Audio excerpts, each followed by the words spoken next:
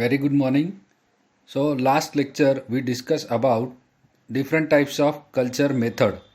In that we already discussed about the strict plate, pour plate, slant, stabs and liquid culture medium. So now the next point we are going to discuss about the direct method of measurement of your microbial growth. So up till now we already discussed that how to create the culture medium and how that bacteria get grow. Now the next point it is how to count that microorganism.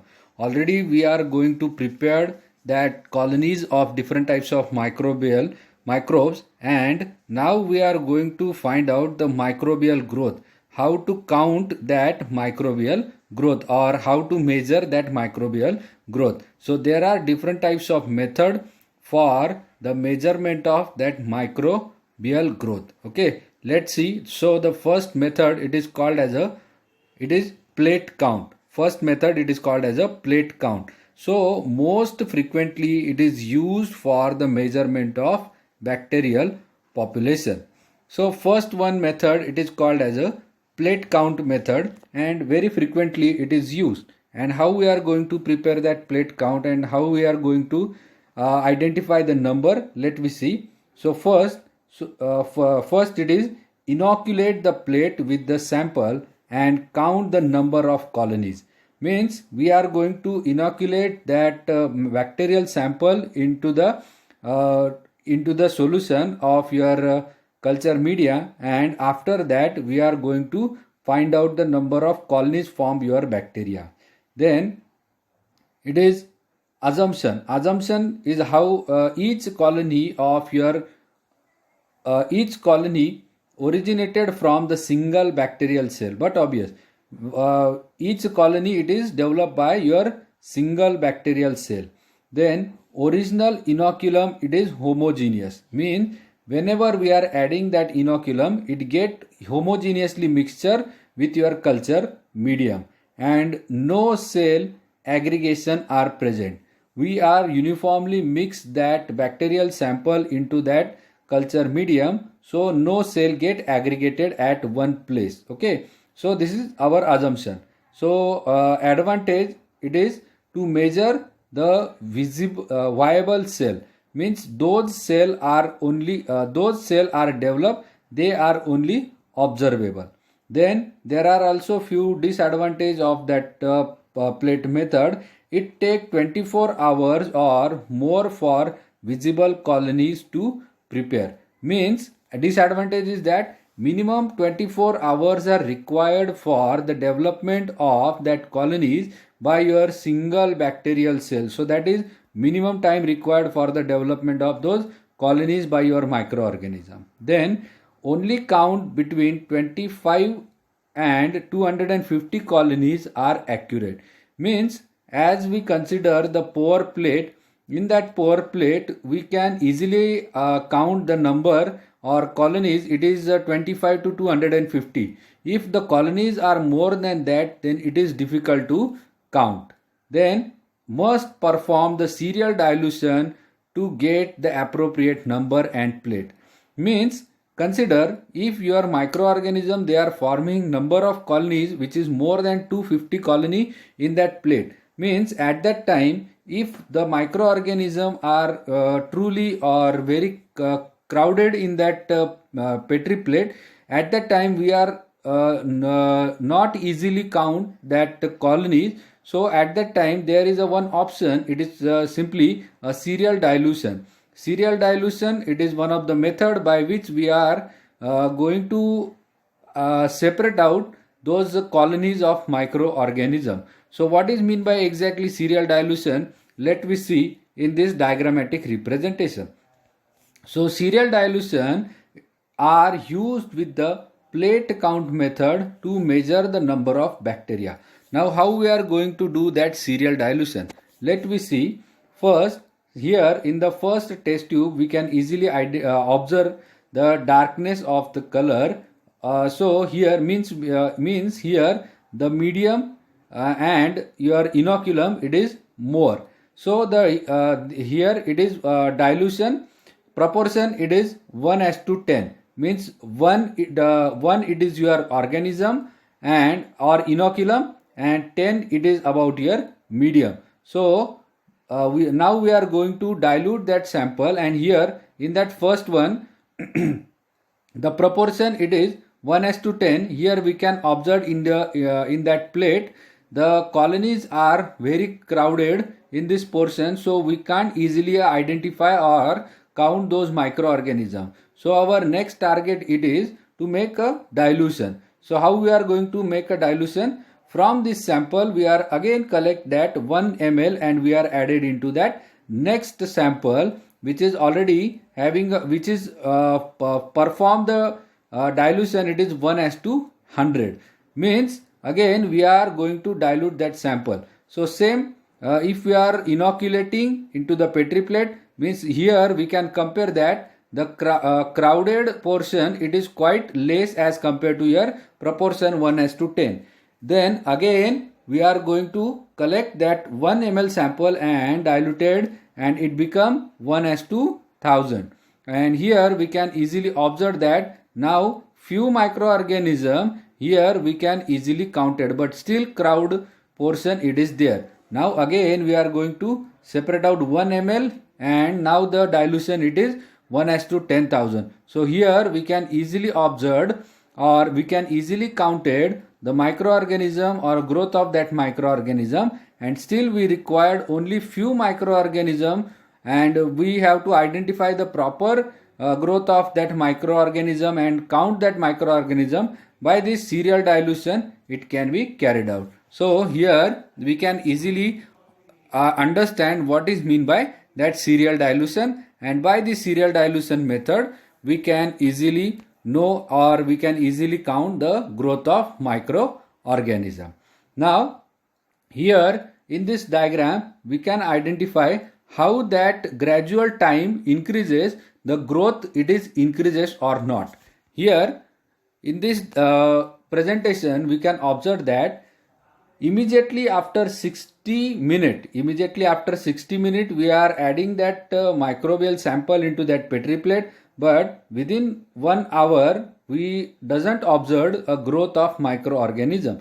But after gradually increases the timing, here in this diagram we can observe that here 1 colony, then after 180 minutes we can observe that 3 colonies, after 240 minutes we can observe that multiple colonies. After the by increasing the time duration, here we can observe that increase in amount of that colony, and here we can easily observe the liquid medium, the color darkness we can easily observe, and means in the first 1 hour we can observe that the suspension it is quite dilute, and after increasing the gradual timing we can observe that the dilution the liquid medium it become a darker one. Means what? The growth of microorganism it quite gradually depend on the time duration on that medium. It can be identify this presentation. So this is about your solid medium, and this is about your liquid medium. Now next one it is plate count. Now the plate count it can be done by pour plate. Plate count it can be done by first one it is your pour plate. So how we are going to count it? First introduce 1 ml or 0.1 ml inoculum into the empty Petri dish. What we have to do? First we have to add that inoculum into the empty Petri dish. In that add liquid nutrient medium and kept it at 50 degrees Celsius. Now means consider these are two liquid medium. First one it is your inoculum, means containing the bacteria, and second one it is your liquid nutrient agar medium. So it should be more than 45 to 50 degrees Celsius, means it is having in a liquid condition, and afterward gently mix, allow to solidified and incubate. Means afterward we have to just mix both the sample and we have to solidify it and incubate it. So disadvantage by doing this method, what is the disadvantage observed? not usually for heat sensitive microorganism. See, our temperature it is minimum 45 and more than 50. So at that condition, the sensitive microorganism which are heat sensitive, they can't survive in that condition. And second disadvantage, it is colonies appear under the surface, means we are mixing the solution, so the microorganism they will form the colonies and they will appear inside or under to the surface of your microorganism. So it is quite difficult for counting. Then in that time, same second method it is used for it is spread plate. Second method it is your spread plate. So in that plate, what is the differentiating point? We have to introduce 0.1 ml of inoculum on the surface of your petri dish. Okay. Now we are adding our sample on the surface. Here we are already mixed the sample with your nutrient agar medium. Here we are adding that inoculum on your nutrient agar medium or on the surface of nutrient agar medium. Then spread with your sterile glass rod. Okay, afterward we have to spread that inoculum on the nutrient agar medium. So what is the advantage of that method? Colonies will be on the surface and not exposed to the melted agar. Means those microorganisms are heat sensitive, they are can be grow by this method.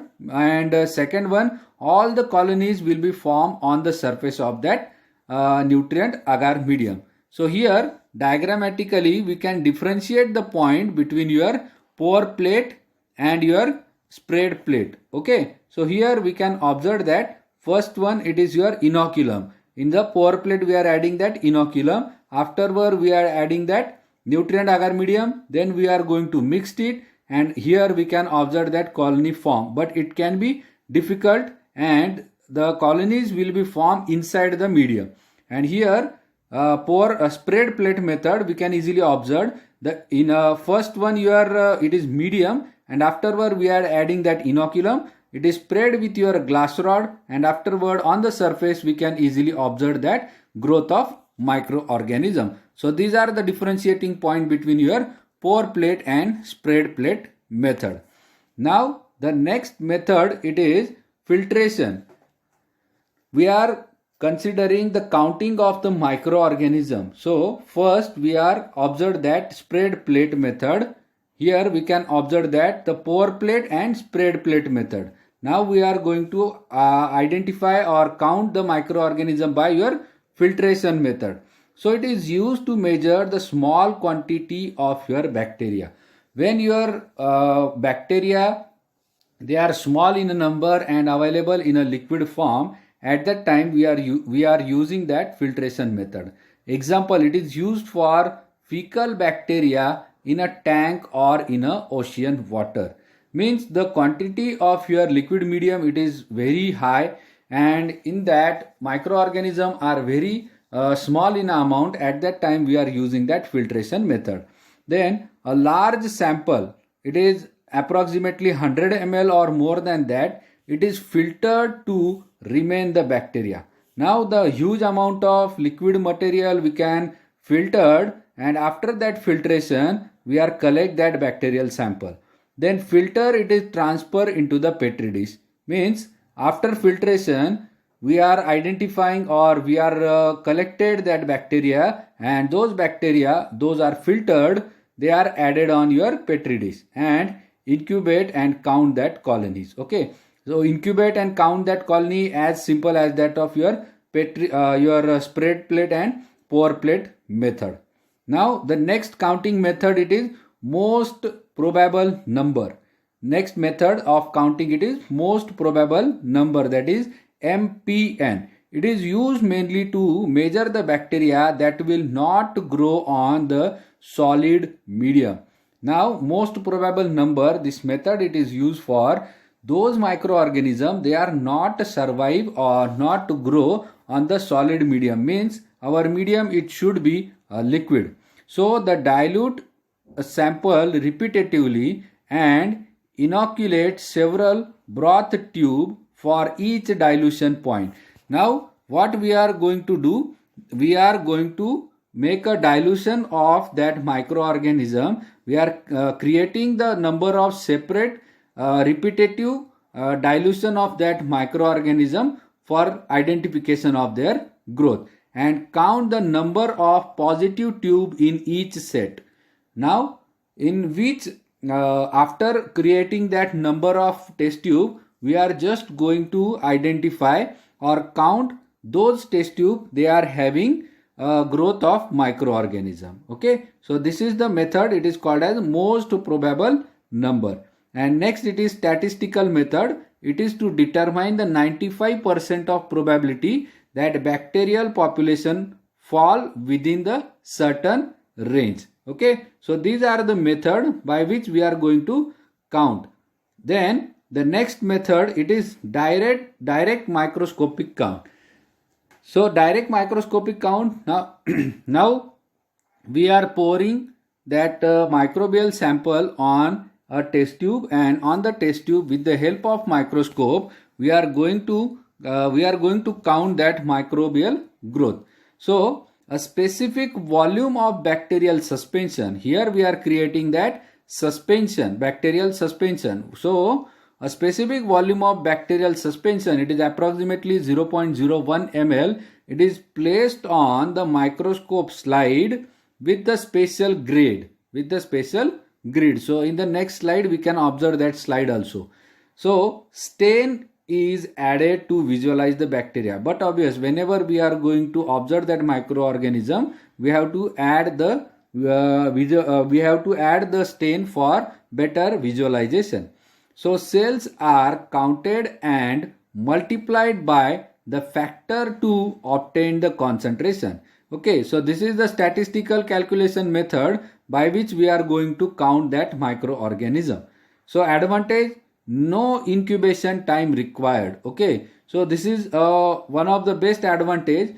Immediately after collecting that bacterial sample, we have to pour it on the slide, we have to stain that bacteria, and directly we are going to count that microorganism. Okay, but there are again certain few disadvantages by this direct microscopic method. That is, cannot always distinguish between the live and dead bacteria. But obvious, by this method we doesn't identify those microorganisms are living and those microorganisms are dead, but we are just counting that microorganism. Simultaneously, motile bacteria are difficult to count. So this is one of the disadvantage. Motile microorganism, they can travel from one location to the another location. So due to that, during counting, might be they become multiple in that counting method. So it is difficult and required high concentration of bacteria. Whenever we are preparing the concentration of your sample, so the concentration of sample, it should be higher one. So here this is the formula, that number of bacteria per ml, it is number of cell counted divided by volume of your area counted. So by this formula we can easily identify the number of your microorganism, and this method it is called as a direct microscopic count method. So here in this diagram we can easily observe, here these are the grid with your 25 large square, here we can easily observe, then cover glass and slide. So on that grid we are adding that your bacterial sample. Okay, so here we can observe that another section, and by this grid we can identify the microorganism and counted the microorganism, and afterward with the help of that numerical formula we can calculate the microorganism. Okay, so the direct cell method count the total dead and living cell in the special microscopic slide containing the pre-measure grid. Okay, by this additional point of view we can identify the live and dead cells, and this method it is Petrov-Hauser counting the chamber using in a dairy industry. This specific method of counting of microorganism which is used in the dairy industries. Okay. Now the next indirect method of your measurement. Second, it is indirect method of your measurement. So by the turbidity, we are going to identify the presence of microorganism. As the bacteria multiply in the media, it become a turbid solution. Okay, already we know that whenever we are inoculating the microorganism into the liquid medium, at that time the suspension it become more turbid. So on the basis of that turbidity, we are going to count that microorganism and its number. The use of spectrophotometer to determine the percent of transmission or absorbance. Okay. So with the help of your spectrophotometer, we are going to identify the number of count and multiply by the factor to determine the concentration. Again, mathematically, we are going to count that microorganism or number of that microorganism. Advantage, it is no incubation time required, as same as that of your first one method, that is by with the help of counting your slide, we doesn't require that incubation time. Simultaneously, there are a few disadvantages. It can't distinguish between that living and dead microorganism, as same as that of your last method, and required a high concentration of bacteria. It is 10 to 100 millions of cell per ml. So this is turbidity method. So in this diagram, we can easily observe this is the blank sample. From that blank sample, light source can directly detected by your spectrophotometer. But here we can easily observe that bacterial suspension which is having number of bacteria, and only few rays are travel from that medium and which can be reached toward that indicator or light sensitive detector. And due to the presence of number of microorganisms, light can be absorbed or it can be scattered due to the presence of that microorganism, and on the basis of that we can identify the number of microorganism in that suspension. Next method, it is metabolic activity. Few metabolic activity on the basis of, this is the indirect method, on the basis of presence of metabolic activity we can identify the presence of microorganism. So as bacteria multiply in the media, so they produces the certain product, they produces the carbon dioxide and acid. So measure by its metabolic product, but this method it is quite expensive method. And next one, it is dry weight method or dry weighing method. So bacteria or fungi in a liquid media, they get centrifuge for weighing that microorganism. First we have to centrifuge that liquid medium, then resulting a cell pellet, it is weighed. Whatever the centrifuge material it is obtained, we can just go and weight it, but does not distinguish again that living and dead cell. So this is also one of the method by which we are going to just weigh the amount of microorganism. Okay. So next lecture we discuss about the biochemical test and its reaction. Thank you.